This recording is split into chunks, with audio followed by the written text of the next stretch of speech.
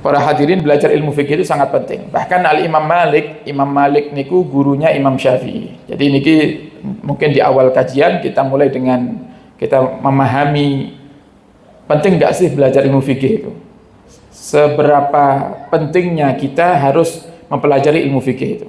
Nah, karena biasanya nggih ngapunten, kalau kita di majelis para hadirin, yang sering kita dengar kajian dari para ulama adalah masalah tasawuf. Tasawuf itu masalah adab, masalah akhlak. Itu yang paling sering disampaikan oleh para dai ketika di majelis-majelis ilmu adalah berbicara tentang adab. Bagaimana adab kita kepada Allah, bagaimana adab kita kepada sama manusia. Nah, terus yang sering disampaikan itu. Nah, kemudian tanpa disadari, mungkin akhirnya kita merasa nyaman tuh dengan belajar ilmu tasawuf sehingga kita lupa kalau ada ilmu satu lagi penyeimbang bagi ilmu tasawuf. Makanya Imam Malik radhiyallahu taala anhu, beliau Imam Malik berkata di dalam makalahnya, man tafaqqaha wa lam yatasawwaf.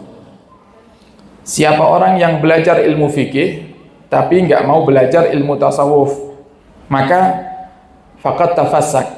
Dia akan menjadi orang yang fasik. Jadi lek kawula panjenengan kok namung fikih tok, mboten ngaji adab, mboten ngaji tasawuf, memperbaiki cara memperbaiki hati, kita akan jadi orang yang fasik. Nah, contohnya dia ahli fikih, tapi dia nggak belajar adab.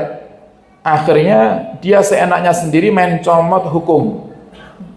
Kiranya hukum itu bagi dia enak dia pakai. Padahal bukan hal yang darurat. Seenaknya sendiri dia pakai hukum. Akhirnya bisa apa? Bisa fasik nanti.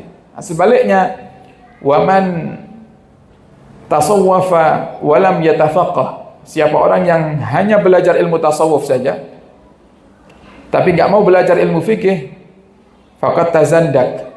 Maka dia akan menjadi orang yang zindik. Zindik itu lemah nanti imannya. Jadi dia belajar ilmu tasawuf terus nggak mau belajar ilmu fikih. Akhirnya ketika dia mengetahui sebuah hukum, dia akan menolak. Nah, ini yang sering terjadi di masyarakat. Karena kebanyakan di majelis itu tidak disampaikan tentang hukum halal dan haram. Akhirnya banyak masyarakat itu yang ketika mengetahui ternyata kebiasaannya adalah haram, mereka berat untuk meninggalkannya. Sebagai contoh, misal yang ringan-ringan saja, terkait dengan memakai barang orang lain atau mengambil hak orang lain. Saya pernah dicurhati, ada salah satu pejuang majelis kita itu dapat 1 hari setelah menikahkan putrinya itu datang ke rumah. Beb, ini saya minta tolong, Beb, ini kapan-kapan jenengan lek ngaji di tempat saya, Beb, tolong dibahas orang-orang yang suka bawa daging rawon niku, Beb. Nggak ngomong-ngomong. Jadi maksudnya apa? Saya bingung, apa maksudnya Pak Haji? Lah jadi napa niku zahirnya rewang tapi wangsul betul sak kresek gitu.